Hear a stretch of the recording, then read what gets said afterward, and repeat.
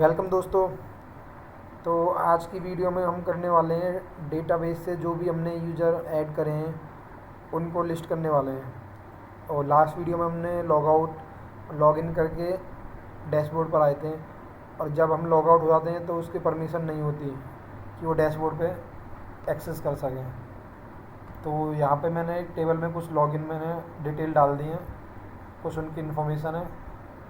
तो अभी हम क्या करते हैं, ये लिस्ट करते हैं हम। तो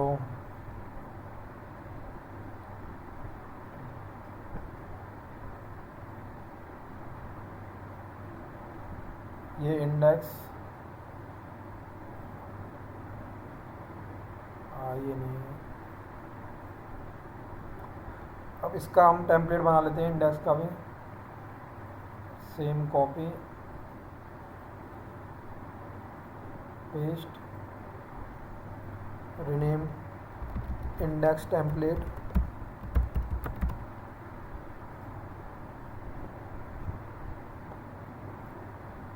अब जैसे यहाँ पे ये इंक्लूड है, हम इसे इंक्लूड कर लेते हैं।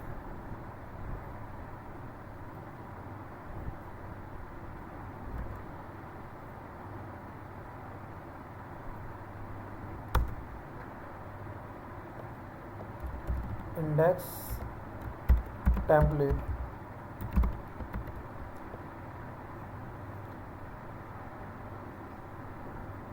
अब यहाँ हम डेटा निकालने वाले हैं, टेबल से डेटा निकालते हैं। अभी चेक करते हैं हमारा पेज सही काम कर रहा है।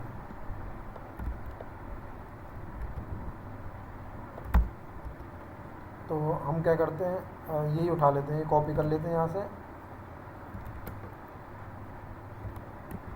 सेलेक्ट डेटा हमारा पड़ा हुआ है यूज़र इन्फो के अंदर, select star from user info. अभी मैं सिंपल निकाल लेता हूँ।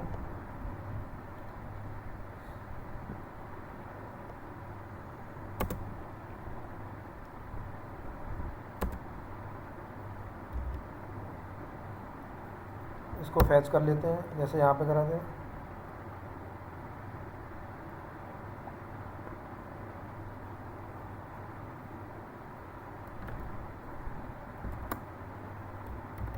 फैच ऑल होता है, जब एक रिकॉर्ड चाहिए तो फैच होता है, जब सारे रिकॉर्ड चाहिए होते हैं तो हमें फैच ऑल लिखना पड़ता है।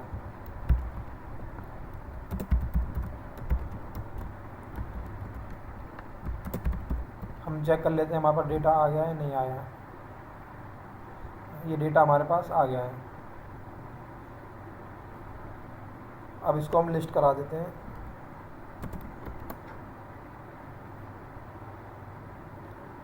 और लिस्ट कराने के लिए इंडेक्स पर जाते हैं, यहाँ पे हम टेबल बना लेते हैं।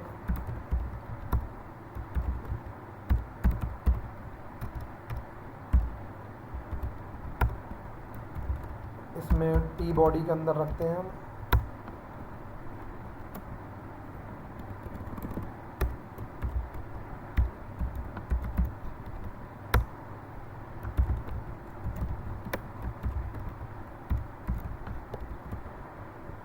हम name, email ID, admission number, phone number और उसकी डेट।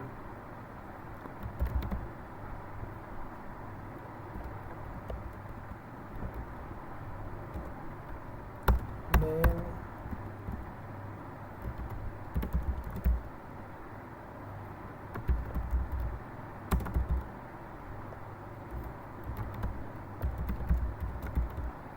एडमिशन नंबर,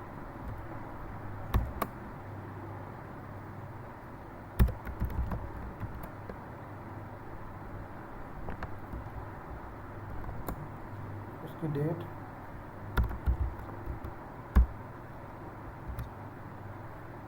सॉरी, ये टी हेड होता है।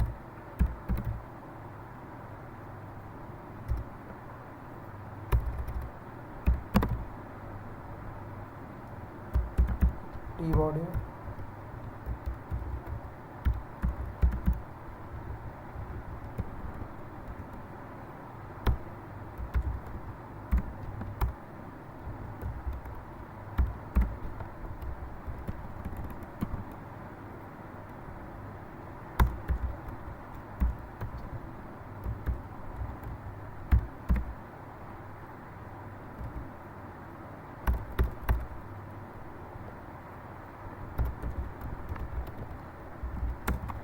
यहाँ जो ये एरे आ रहा है इसको हमें ये जो आ रहा है इसको हम फॉर ईच लूप में लगा सकते हैं।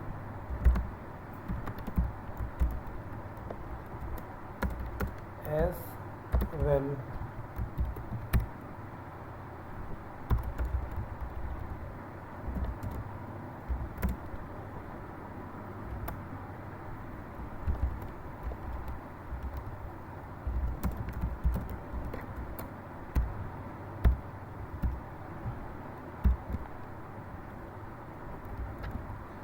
इसमें नेम डाल देते हैं।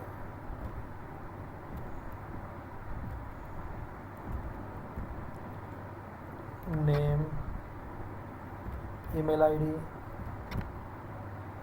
एडमिशन नंबर, फ़ोन नंबर,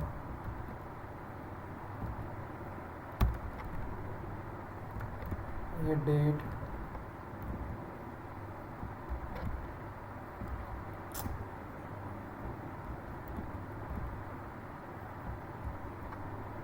इस डेट को हम अपने अकॉर्डिंग चेंज कर लेते हैं। डेट फंक्शन आपको फॉर्मेट क्या चाहिए, DMY star to time STR to time. ये क्या करता है, टाइम स्टैम्प में कन्वर्ट कर देता है। अब हम चेक कर लेते हैं। ये हमारे पास टेबल आ गई। इस टेबल को हम थोड़ा सा सही कर लेते हैं, इसमें क्लास बूटस्ट्रैप वगैरह लगा के।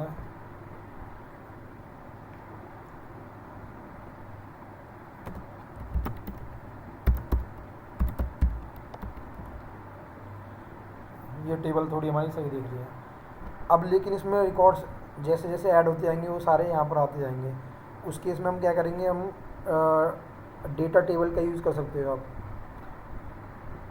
तो डेटा टेबल कैसे यूज़ करते हैं हम देखते हैं। डेटा टेबल jQuery,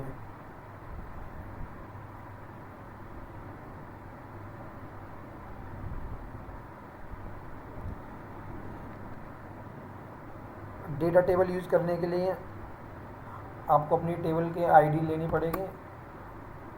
सबसे पहले आपको ये CSS अपने टेबल में कॉल करानी है और ये JS कॉल करानी है। उसके बाद इसको कॉल करवा देना है। ये हम करते हैं, ये कॉल कर लो आप।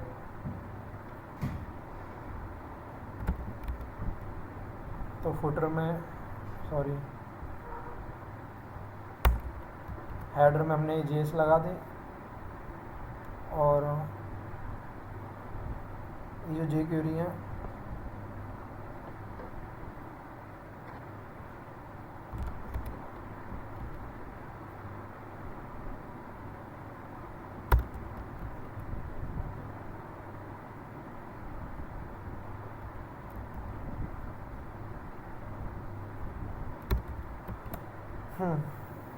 तो हेडर में हमने ये JS लगा दिया जो इसमें दी है, और फुटर में हमने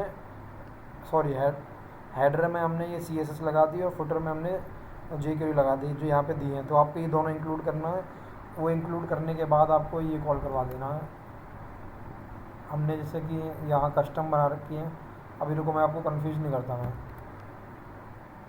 आप ऐसा करो कि इसके नीचे ही लगा लो अभी के लिए।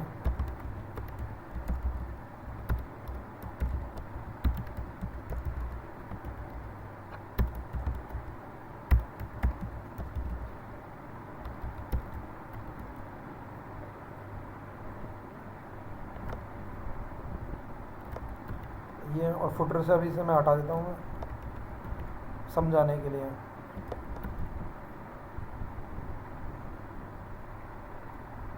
और जो मेरी टेबल है उसकी आईडी मैं ये रख देता हूँ।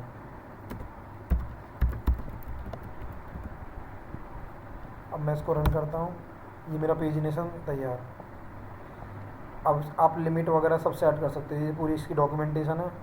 आपको कितनी लिमिट चाहिए पेज पे, कितनी वो आप यहाँ से ट्राई कर सकते हो।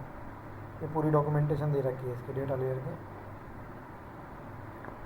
ये सारे एग्जाम्पल, मैनुअल, रेफरेंस,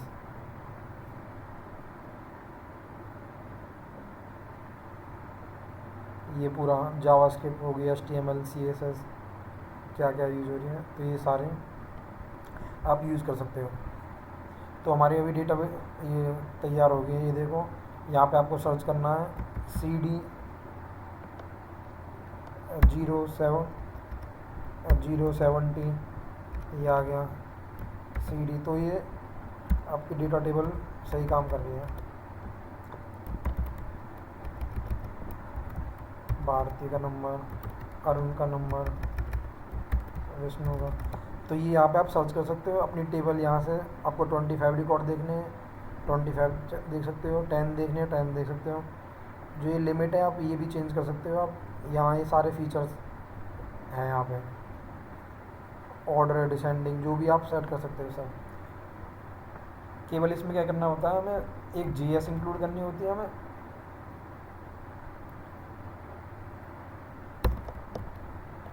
और एक CSS फाइल। तो आपकी डेटाबेस तैयार हो, डेटाबेस टेबल तैयार हो जाती है चलने। तो अभी मैं इसको मैनेज कर देता हूँ। बस ये इंक्लूड करना है आपको, यहाँ पे ID लेनी है और ये फंक्शन कॉल कराना है। कुछ भी चेंज करना है इसके अंदर आप ऐसा पैरामीटर स्टार्ट कर दो जैसे ये दे रखे हैं, और अंदर अपने फंक्शनलिटी स्टार्ट कर दो।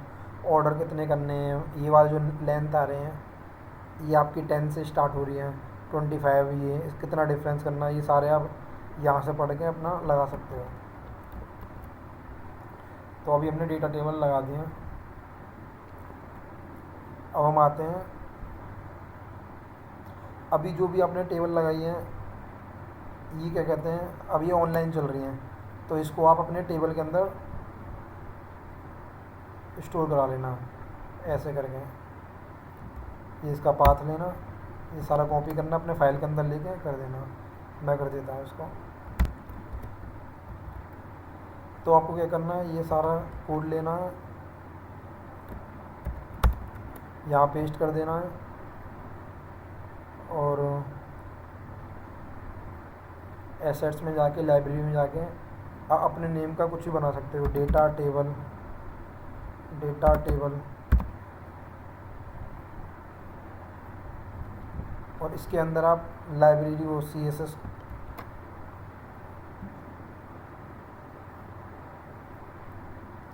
एसेट्स के अंदर, लाइब्रेरी के अंदर, डेटा टेबल के अंदर, ये जो आपके फाइल का नेम है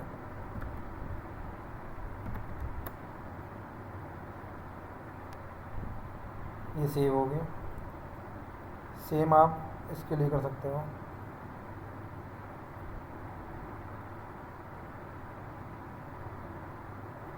CSS के लिए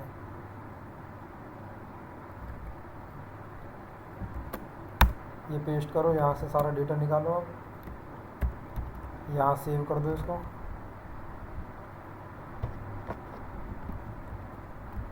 इसको सेव करने के लिए यहाँ पे जो आपने एक नई लाइब्रेरी बनाई है इसी में सेव कर दो।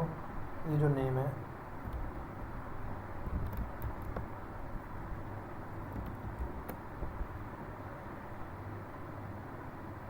ये सेव हो गया, और अब हम इसको लोकली चला लेते हैं। लोकली चलाने के लिए हमें क्या करना पड़ेगा,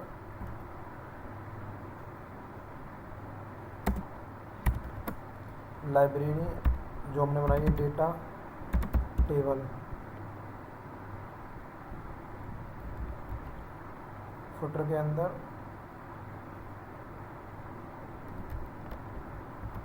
अब हम चला के चेक कर लेते हैं इसको। ये सही काम कर रही है हमारी। तो हमारी डेटा टेबल तैयार हो गई लग के।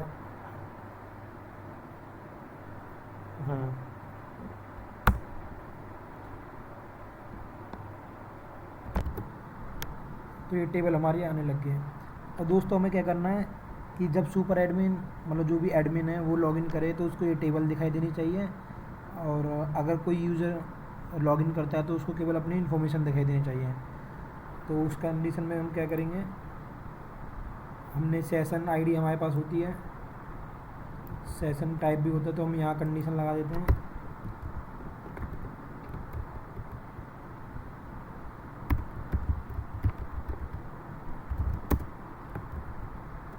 इफ़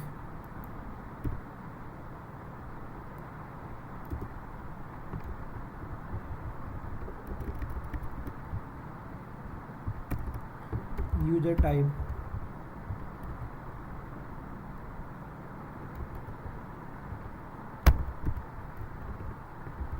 एडमिन है तो ये शो होनी चाहिए।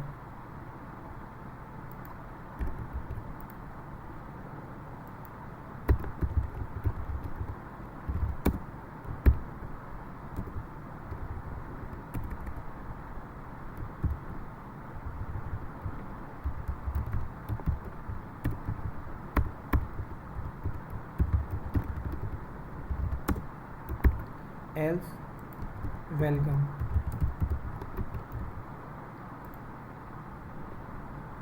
पेज नॉट वर्किंग, क्या कर दिया मैं?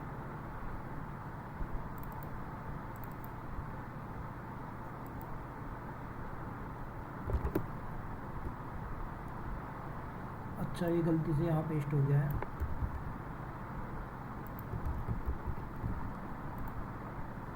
ये हमारा काम कर रहा है। मैं इसे लॉग आउट कर देता हूँ और जो मेरा एडमिन है, जैसे कि मेरा एडमिन है ये, इसका पासवर्ड मैं सेम रख देता हूँ अभी।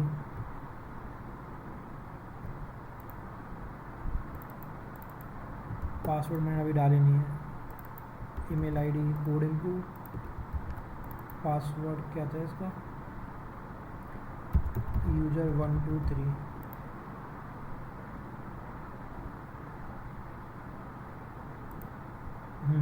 ये एडमिन ने लॉगिन करा तो ठीक है।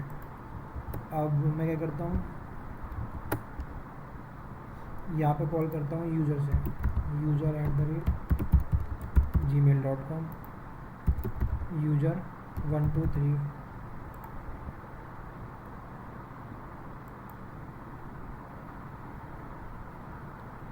ये वेलकम। अब यहाँ पे क्या कहते हैं, हमें लिस्ट लेकर आनी है, उसकी इन्फॉर्मेशन क्या है यूज़र की। तो अब क्या करते हैं, हम यहाँ पर जाते हैं, यहाँ जो ये एसक्यूएल हमने रन करी है,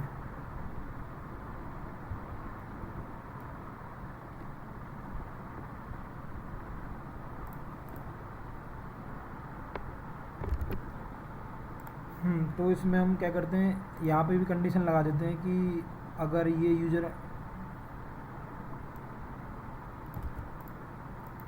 अगर ये एडमिन है तो ये वाली स्किल चल जाए, अदरवाइज़ ये वाली चल जाए।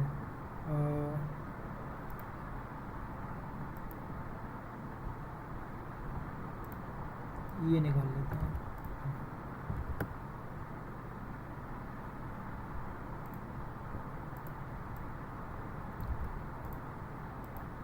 इसमें क्या है, ये सिंगल लिस्ट ही ला के देगा सिंपल।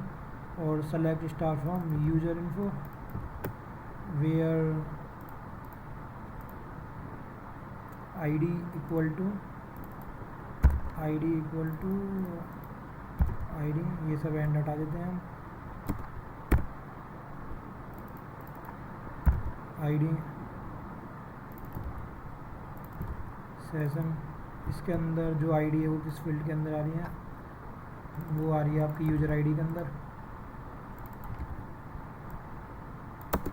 और हम चेक कर लेते हैं इसके अंदर क्या आ रहा है।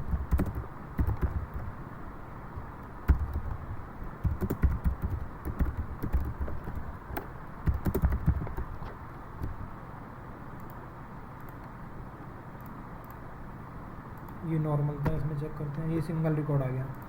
अब इसको क्या करते हैं, हम सिंपल कॉल करा देते हैं यहाँ पे।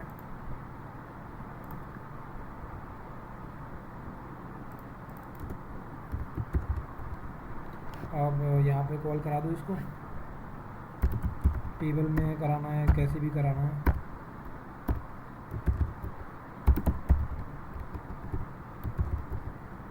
TR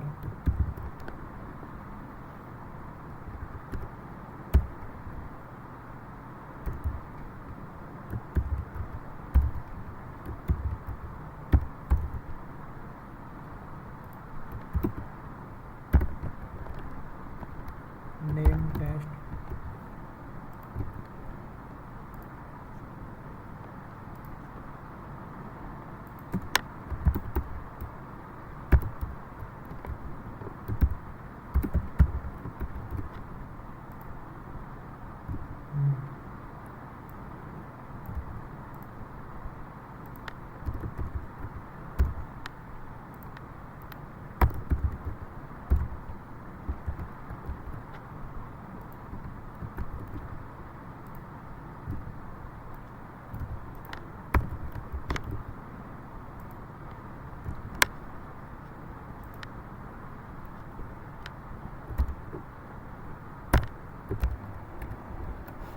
तो दोस्तों ये मैंने आपका टाइम वेस्ट ना हो इसलिए मैंने ये कर दिया जल्दी।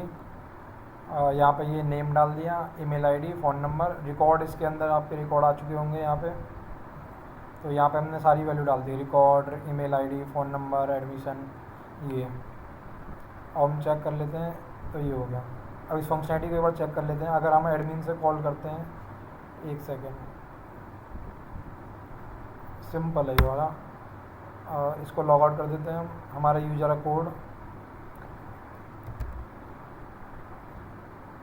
अगर हम इससे कॉल करते हैं इसको, पासवर्ड अभी दोनों का सेम है। तो अगर मैंने इस पर लॉगिन करा तो यहाँ मेरे को टेबल दिखनी चाहिए, तो आपकी ये टेबल आ रही है यहाँ पे। तो ये लॉग आउट कर देता हूँ। अगर मैं इसको लॉगिन करता हूँ यहाँ से किसी पर्टिकुलर यूज़र से, यूज़र 1 2 3, तो लॉगिन के बाद इसकी डिटेल दिखनी चाहिए। तो ये उसकी डिटेल आ रही है।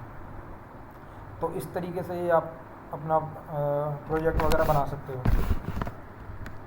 अब आगे की फंक्शनैलिटी की सब्जेक्ट ऐड करने हैं, यहाँ से आप सब्जेक्ट ऐड कर सकते हो।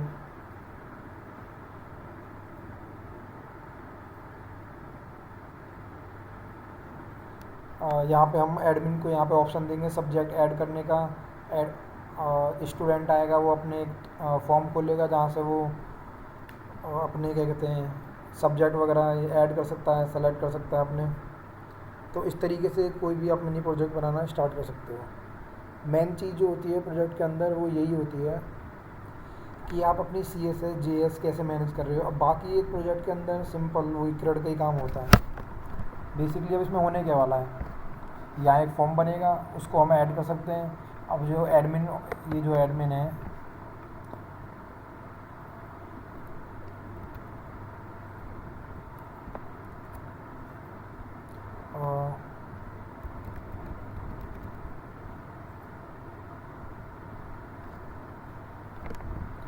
अब जो यहाँ पे हमने एडमिन बना दिया, अब क्या यहाँ पे उसको एडिट करने की परमिशन होगी, किसी के यूज़र का भी, किसी भी यूज़र को डिलीट करने की परमिशन होगी, उसको ब्लॉक करने की परमिशन होगी। ये सारी परमिशन हम उसको दे सकते हैं, होगी मतलब दे कह सकते हैं, एडमिन के पास होगी।